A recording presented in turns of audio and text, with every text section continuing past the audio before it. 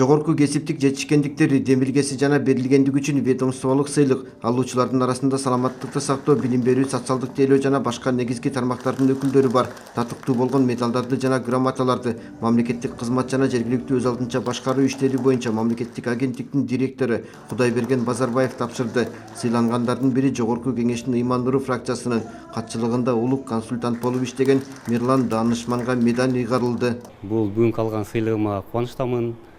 Ушу мамлекет башчыбызга ушуну уюштурган жалпы мамлекеттик кызматкерлерди эске алган, биздин карап жаткан ушу мамлекеттик кызматты караган мекемеге ыраазычылык билдирем. Эми жумушум оор деп айткандан алысмын, жумушумду сүйөм. Ар бир жумушта оор болот, жеңилдик болот.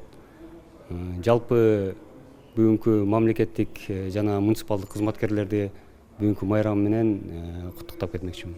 Мамлекеттик кызмат иштери жана жергиликтүү өз алдынча башкаруу боюнча мамлекеттик агенттиктин директору Кудайберген Базарбаев белгилегендей, талапкерлер катуу эреже менен тандалып алынган. Сыйлык алган кызматкер 10 жылдан кем эмес мамлекеттик же муниципалдык кызматта иштеши керек. Бул аземде мамлекеттик кызматтын жана муниципалдык кызматтын жана ошо агенттиктин ардак грамотасы менен мамлекеттик кызматка жалпысынан мамлекеттик башкарууга салымын кошкон, ошол талаптарга ылайык келген кыйла даражасы, стажы бар адамдарды сыйлоо аземе өткөрүлүүдө. Сыйлык тапшыруу аземинде мамлекеттик жана муниципалдык кызматкерлердин эмгегинин маанилүүлүгү өзгөчө белгиленип, өлкөнүн өнүгүшүнө кошкон салымы үчүн ыраазычылык сөздөр айтылды. Белгилей кетсек, мамлекеттик жана муниципалдык кызматкерлердин кесиптик майрамы ушул жекшембиде 23 июнда белгиленет.